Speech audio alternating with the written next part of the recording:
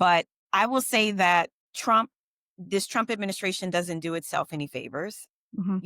but I feel like because we're so online, we know that. But if you're watching Fox News every day, Annie, you're getting a very different picture of what's going on in a country. I am sitting in Southeast DC right now. I can promise you there's no mass shootings happening every 2.5 seconds.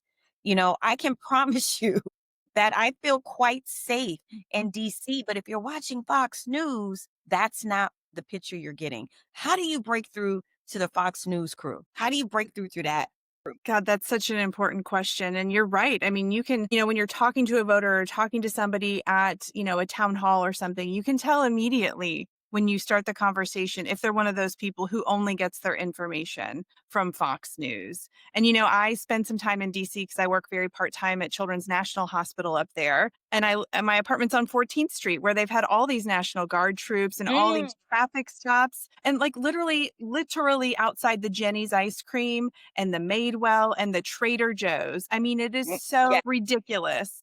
But that's not what they're portraying on Fox News. They act like 14th Mhm. Street is just this crime infested area. It's a lovely neighborhood with It families really is. I and was there young people. yesterday.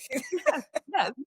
So, I think we have to accept the reality that so many people's source of information does not provide them with accurate information. We have to drop our judgment and our resentment about that and meet people where they are. And I do think my experience as a pediatrician serves me really well in this capacity because when I work as a pediatrician in children's hospitals, I walk into a hospital room. Usually I've never met that child or family because I'm just seeing them when they're admitted to the hospital. And in a matter of minutes, I have to develop a sense of trust with the parents, no matter what their background is, no matter what their political leanings are, what their socioeconomic status is, what the child's insurance status is.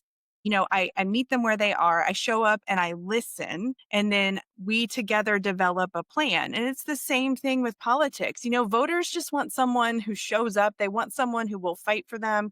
And again, I'm not talking about the intractable, like deep MAGA voters. I'm talking about the people who are having a hard time making ends meet, who see their rural hospital in South Carolina closing, who Yes. see, their special needs sibling getting their Medicaid taken away, who understand they don't have food stamps anymore, who are worried about getting their Social Security and Medicare benefits.